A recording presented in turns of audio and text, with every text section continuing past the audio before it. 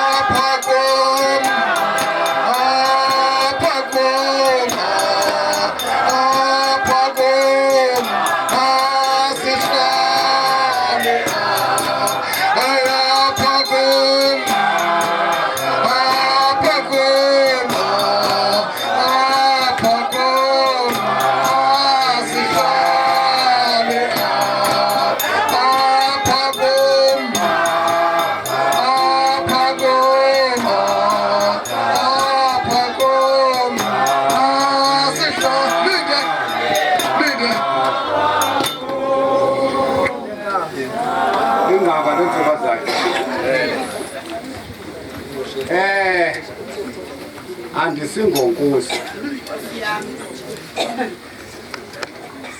undicelile uba ndizommela ndabe ndingekho khaya nam ngeli xesha atsho ngalo ndisuke apho ke ndabaleka ndazotsho apho ndingakhange ndabe ndigodukile yiyo ke le nto kabanye bandibone ndingekho ndigxosa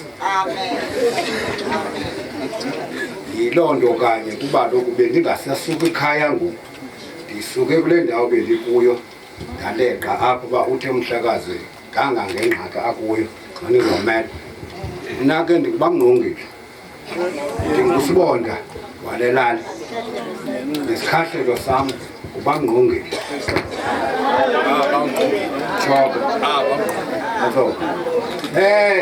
akho nto ndizayithetha kaloku kuthi kuthethe ngomntu kube wakho abonakala komkhulu le ndoda ke zange ibonakale komkhulu into ithetha umntu xa ngabonakali komkhulu ke izinto zakhe zihamba ngocwangco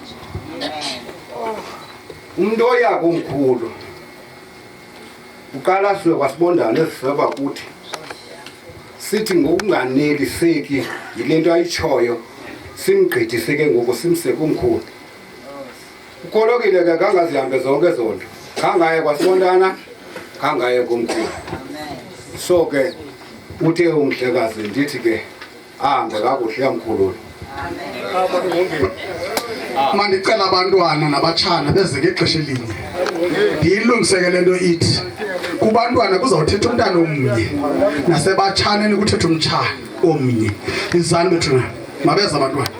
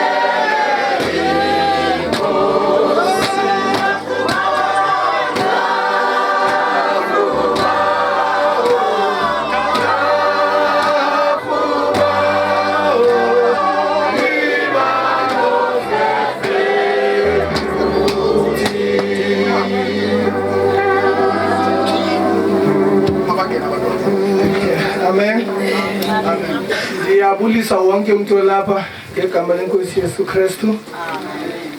Ndimi apha ke ndim athi uFanikaya Mdledle, unyana katata uKholekile Mdledle. Ndim ke lo umdala apha ekhaya. Ndim ke nabantu kwethu abakhoyo apha no-sister bam kunye nee-cousins zam. Namhlanje ke it's imini enzima kuba ndizothetha ngotata okokugqibela. So ndiye ndazilungiselela uba kubekho into endiyibhala phantsi ngoba ngamaxesha nje ii-emotions baphezulu ngelinye ixesha ungayazi noma uyithethe noma uthini. So ndizawuthi xabaxaba kodwa ke ndiyifunde ke i-tribute lena ethe sayibhala kunye nee-brothers and sisters zam. Ihamba ngokulandelayo ithi tribute to our loving father Kholekile Donald Mdledle. It is with deepest sadness that we convey our last respects to you as our father who raised us and loved us with all your heart and strength. We were still enjoying having you in our midst as our father. Besisakubuka bhadela kodwa ke ixesha lokuba ulandulele eli hlabathi liye lafika. Nanjengommiselo wamiselwa nguThixo. We appreciate your fighting spirit that you demonstrated when the odds were against you.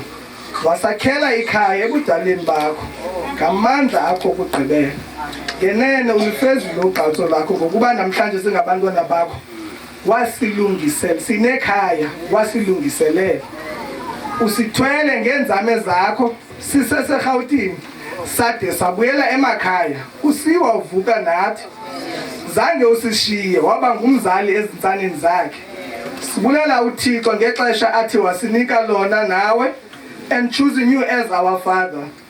We could have not had a better father than you, for you loved us equally as your children. To my brothers and sisters, let us draw strength on John 14 verse 1. Ngamazwi ayethethwa nguYesu ubuqu ithi, do not let your hearts be troubled. Trust in God. Trust also in me. In my Father's house are many rooms. If it were not so, I would have told you. I am going there to prepare a place for you. Lana ngamazwi ayethethwa nguYesu ubuqu.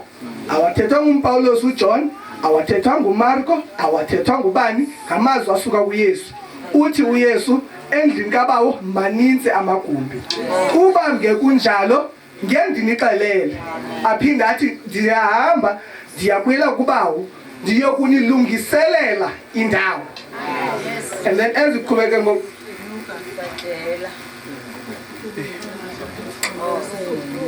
before kwa ndisaqhubeka ke apho ndifuna ukubulela uThixo ngokuthi wabonisa inceba ebomini bukatata.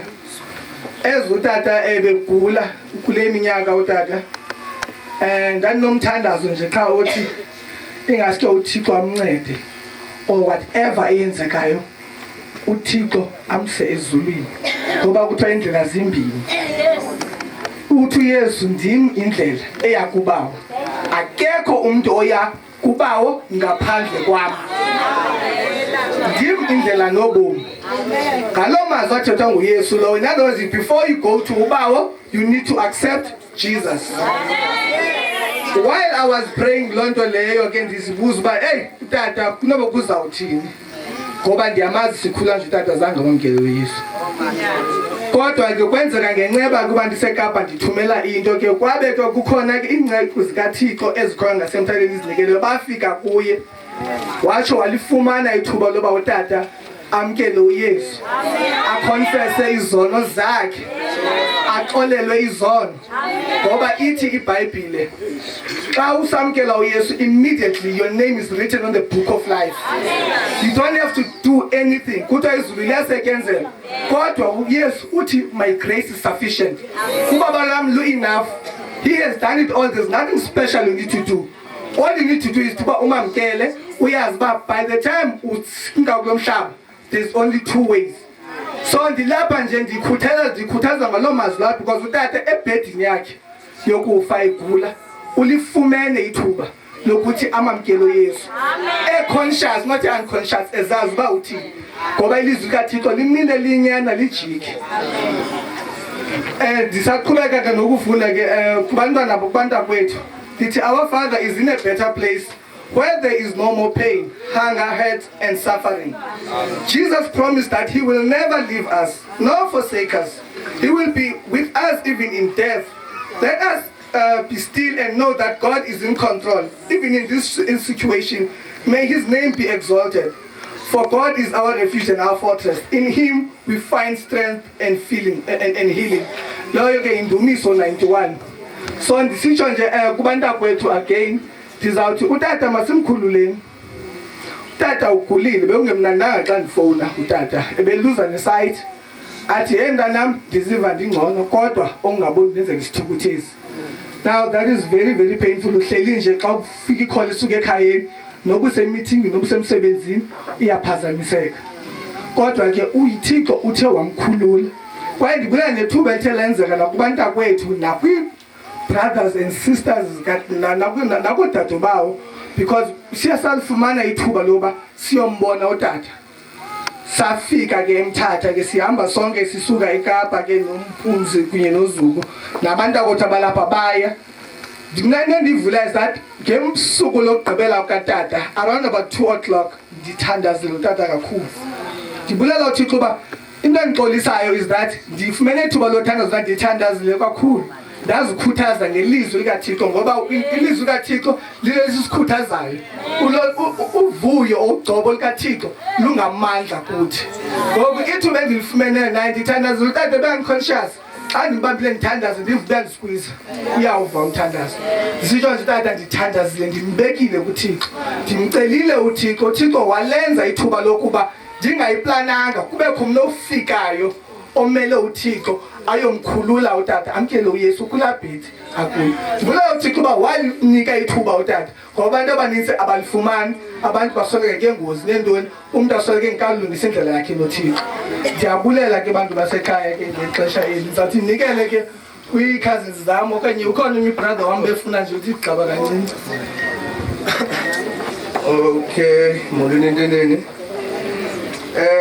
Mna igama lam nguSongezo Mdledle. Ndingowesithathu.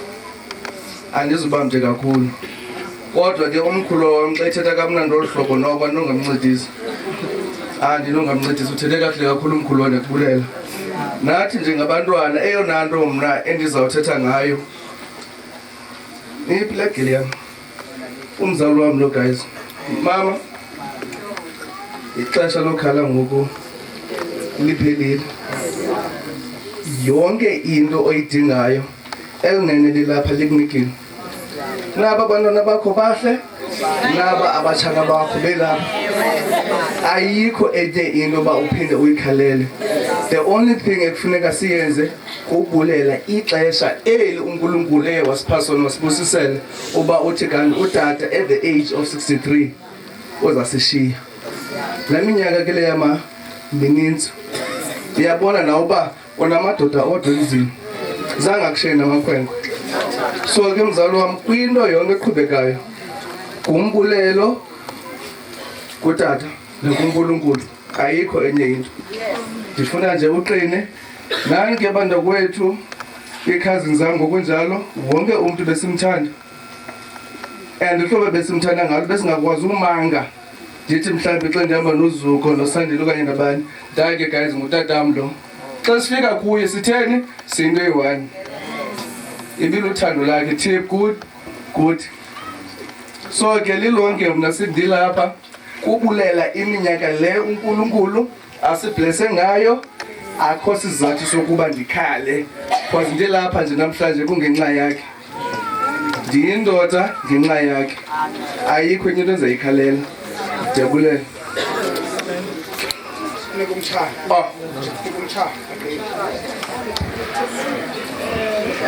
Ndibulise kodwa ndimfundise, ndibulise kubantu bonke abalapha endlini betintini. Elihle igama leNkosi Yesu Kristu. Amen. Ndizothetha ngolume wam ebesithi xa ndibiza bengathi lazola ke mbizo yena, ebesithi laziki. Ebesithi xa nengxaki athi le ngxaki yonke yazithi zisonjulule khane mbizele nje ulaziki. Ngikhe ngafika kuye. Ngibonele umuntu ke bengabuwe. Athi xa sithetha ndithi mntu imvula ikhe yanetha babona. Ndikhale bathi siphuma apha phandle. Sizongcola kahle. Athi Galelo uzawuqala into zakho. Ndithi ke makanti ndifuna nje ndithi tsiba uzawutshona bemanzini. Athi hayi lasika ndiziyenza. Ndithi kangcola naye ndithi kangcola naye ndinento ethi xa ndimdlalisa.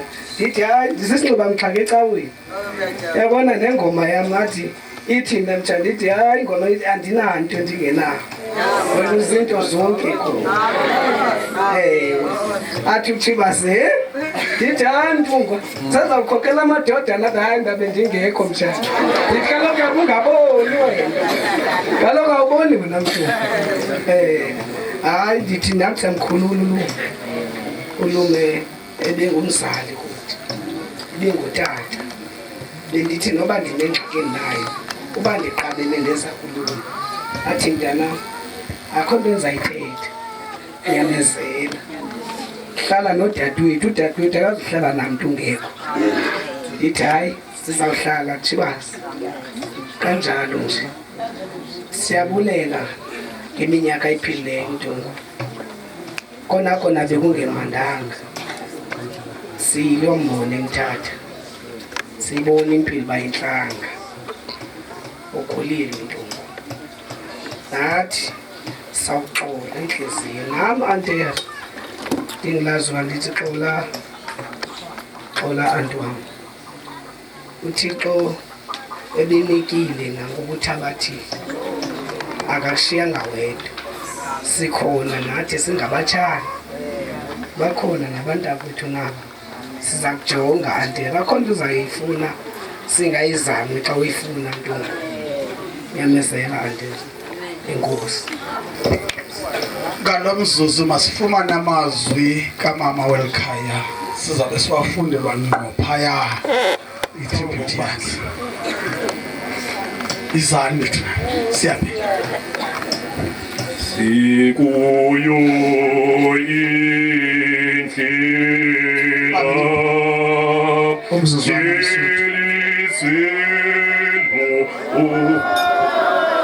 Ndicela uninika only 3 minutes nobabini nishare 3 minutes. Sizama ubamba ixesha sebemkile.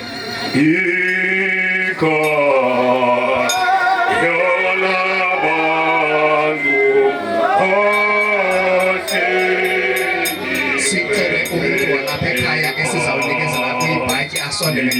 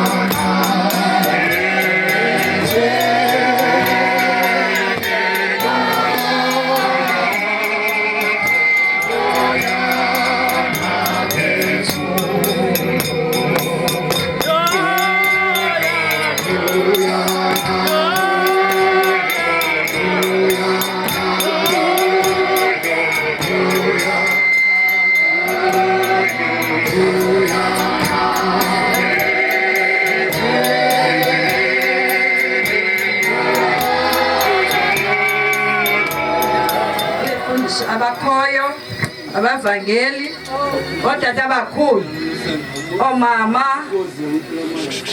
abahlali nosapho lalapha ekhayeni yanibulisa ngelihle igama lenkosi yami enguYesu Kristu.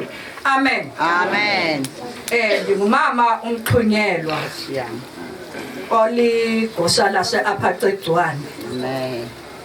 Umuntu ke ndimele apha inkonzo for utata uDonald Kholekile Mdledle. Amen. into endibangela uba ndime apha uNothemba Society uphuma phaa apha Cegwane. So irole yalapha kwaNothemba ndiyayazi, sisebenza kunye nomama uSizani oligosa laphaya. Siphantsi kotata wethu selehleli phansi sikhulunywa nguye ubawo utyeleba. Amen. So into eyenzeka phaa kwaNothemba ndiyawazi onke la marhamente aphaya. Ukuqalela kotata uyakuma komama. I-performance yabo ndiyayazi ndingumama Mxhunyana. So ngoku ndithetha ke ngotata uDonald Kholekile Mdledle ongumrhamente waphaya kwaNothemba. Ngokwencwadi zaphaya kwaNothemba utata uMdledle uclean. Yes. Kwi-pledge yakhe eyona nto siyiqwalasela kakhulu. Right, utata ke njengoba sidityaniswa phaya mhlawumbi xa kukho umthendeleko xa befundisi bebhizi, so singabantu ke abasoloko bekunye. Ubawo uMdledle ungumntu obekhuthele, ukukhuthela nako xa umfundisi ezotyisa umthendeleko kufuneka otata kube kutata omncedisayo ukwenza ezaa zitya zomthendeleko. So bengahlali phaya utata uMdledle ebencedisa phaa umfundisi nabangaphambili bayamazi. Angangamazi ke yena ke utata osemva kwam. Amen. Ngenxa yentoba ngenxa yemeko beliye lakhona ithuba loba utata angabonakali ngenxa yempilo. So ke ngoku ke mna ndiyamazi utata uMdledle bedibene nomnye utata ophaya ongutata uTyelebane ukukhuthala kwabo phaa kulaa nkonzo. Ootata phaya babanentshanga kodwa akukho ndimayo phaya. Uyakuba nesithukuthezi utata oshiyekileyo phaya utata uTyelebane omncinci ngenxa yokuhamba kukatata uMdledle, ngoba ebengutata ke olulamileyo othethela phansi selethathe loo plani ke ngoku ungutata othethela phansi. Abantwana apha bathetha utata uba wamkele uYesu esebhedini. Asiyazi loo nto thina ngoba utata kudala sinayo inkonzo. And I believe uba umntu xa ezoma ephakamisa isandla wamkela uYesu. Akanawuzede utata uMdledle anxitywe ibhatyi ngootata kanti akazinto ngoKristu. Asishumayelile ivangeli leyo, siyakholelwa ukuba umrhamente wonke ongenileyo wahlaziswa waqubuda umphanda wakhe phakathi kwabantu wamkele uYesu. So utata ke siyamkhulula ngenhliziyo ezingcwengileyo, silarhamente ngelizwi elilulamileyo. Siyampheleka uba aye esihlalweni sofefe phambi koYesu wakhe amamkele ngezandla ezishushu njengomrhamente wakhe ngoku nangonaphakade. Amen. Amen. Ndithabathe lithuba ukongela xesha uba upresident alibekileyo. Lo gama ngisazama uzoba ibhatyi kaba uMdledle. Umuntu ke okanye ivolunteer okanye umuntu obekhutshiwe uba uyawuthi athi chole ngoku uthe emveni kokokuba ephakise isandla sakhe wathi ndiyazimisa phambi koKristu, wade wenza isifungo wathi ndiyakwenza njalo, inkosi ngumncedi wami. Waphuma wahamba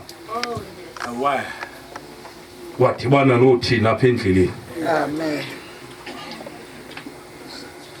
Sahlala phansi ebesazihambela ngenyawo zakhe, kodwa linyani lona uba ubungekho umcaphelo uba sele sisentlanganisweni sesithulele. ungabicinga akaphilanga ephilile kodwa ngoku siyeke lonto leba uyigqibile ubomi bakhe njengoba benitshilo endlini ndathi ngithatha incwadi ethethwa inkomo kaSolomon mama kabe sondela umuntu ozawusothatha ibhatyi ndathi uthe yena esawufika emadonaneni wathi ndambamba andamyeke ngifuna uba uzuthi ke bana semakhaya endleleni ka-Eliya no-Elisha ucela into omnye komnye athi yena impendulo yomuntu kaThixo uba uthe wandibona unduluka kwam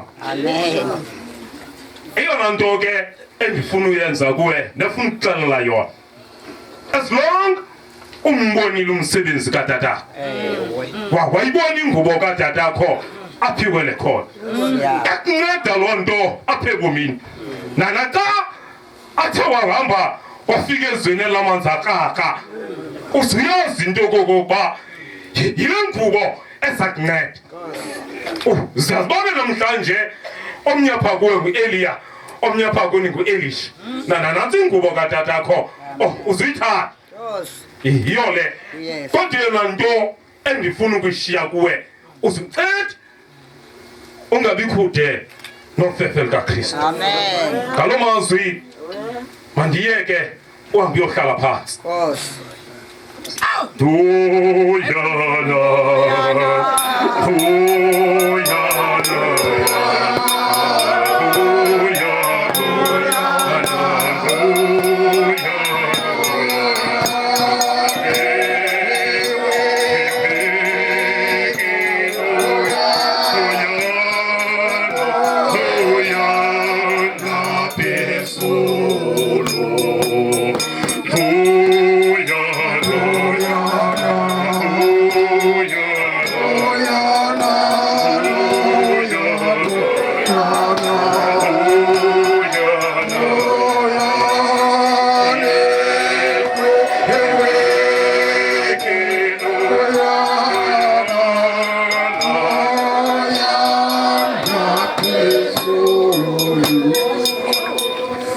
masixelele uba kutheni simaphahle makeze umongi ngiphakamise indithu na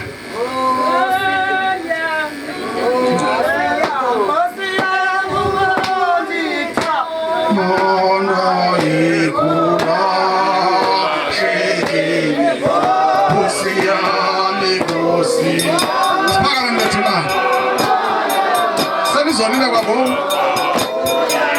makeze umongi sicela ukuthi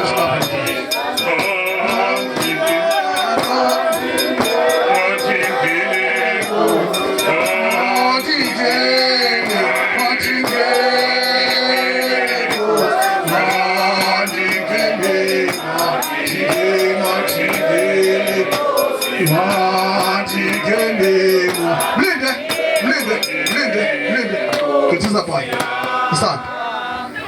Ndinosisi ifamily yasekhaya mandibulise ngalejikalanga ngedlele namandla igama lenkosi uYesu amen lume phambi kwenu ngumphumzi igama ngomalume nokum ngizalwa nguMandaba umama uGqiba uSwesh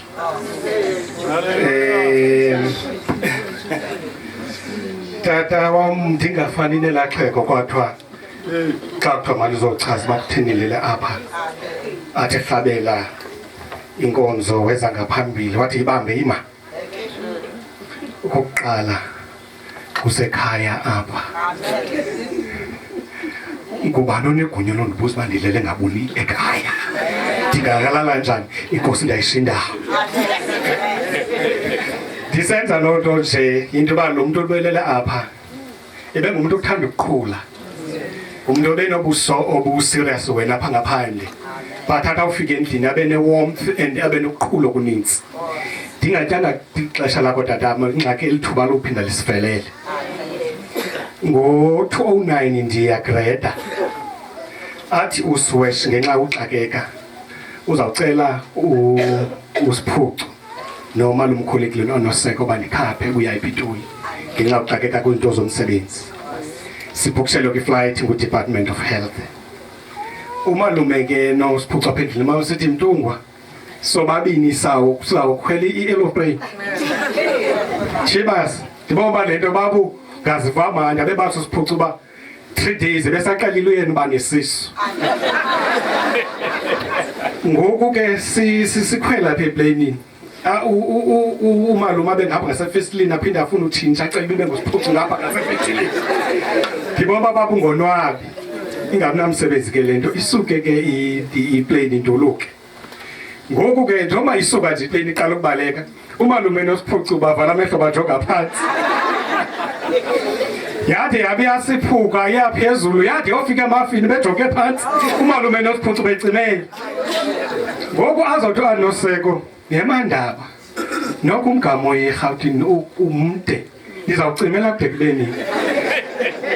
Wathi umalume yeNoseko ubundichukela mina ndisesemhlabeni nangosesezulwini usandichukela. Lohlobo olikhula ngenye imini siyafika nozukuzuku usuke eKapa sizifike khona athi abona imoto akhaleze ezomntungu sibuza impilo sibona noko ubungqunguphala kunjani lume hayi bathana ndiphilile ngaphandle kwalisehlele yaphela into yoba sithi singezantsi sivinje umqombothi ngutro.